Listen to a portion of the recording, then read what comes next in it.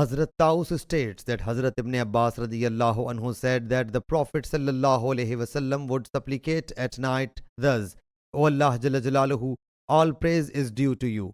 You are the Lord of the heavens and the earth. All praise is due to you. You are the sustainer of the heavens and the earth, and whatever is in between them. All praise is due to you, and you are the light of the heavens and the earth. Your word is a fact, and your promise is a fact, and your sight is a fact. Paradise is a fact, hell is a fact, and the resurrection day is a fact. O Allah Jalla Jalaluhu, I submitted myself to you.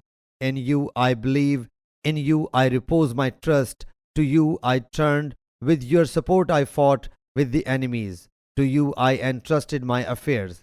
So pardon me for what I did in the past, sent forward, or will do in the future, left behind, and what I did secretly and what I did openly. You are my God, and there is no worthy of worship saves you for me. Hazrat Thabit bin Muhammad radiyallahu anhu has reported from Sufyan likewise. In addition, he sallallahu alaihi wasallam said, You are true and your word is true. Hazrat Aisha radiyallahu anha said, All praise is due to Allah Jalla Jalaluhu, who is hearer of the voices. So Allah Jalla Jalaluhu revealed to the Prophet sallallahu alaihi wasallam, Surely Allah heard the speech of her who pleads with you regarding her husband. Surah Al-Mujadila verse 1. Sahih Bukhari Hadith number 7385.